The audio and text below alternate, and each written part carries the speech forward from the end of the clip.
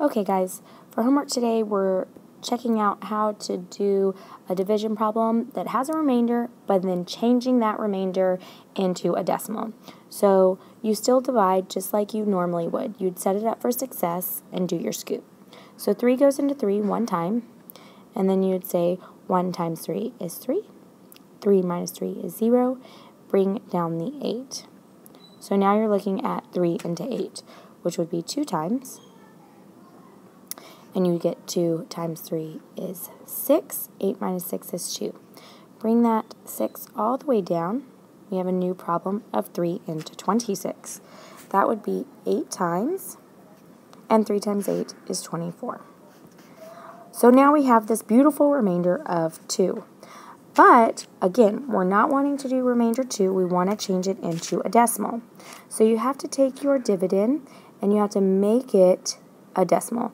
And when there's no decimal in sight, you add it to the right. And then you can add as many zeros as you want to the end. So that decimal is special because it's in a division problem. So remember, it has to be a floating decimal. And then really you can just get rid of the decimal because we don't need it. It's already gone up into our answer. So then you just keep dividing like normal. Bring the 0 down. We now have 3 into 20. That would be 6 times, sorry. 6 times 3 is 18. We get a remainder of 2.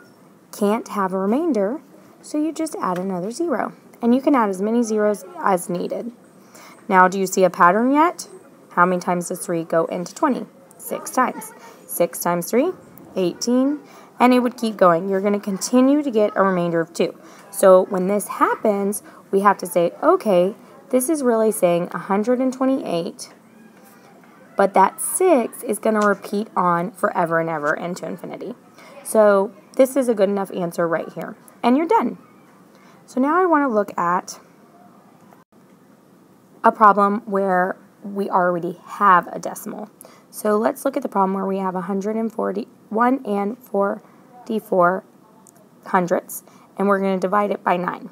So you set it up just like you normally would. But we have that decimal, and so we have to make it a floating decimal. You want to make sure that you put it in the same place value. So if it's in between the 1 and the 4, you want it in between these two lines.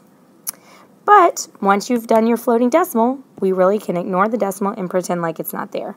So we're looking at 9 into 144. So we scoop. 9 cannot go into 1. Anytime you have a 0, you can extend the scoop, and now we're looking at 9 into 14, which would be 1 time. That would give us a remainder of 5. We bring down the 4. 9 goes into 54. 6 times. 6 times 9 is 54. And we're done.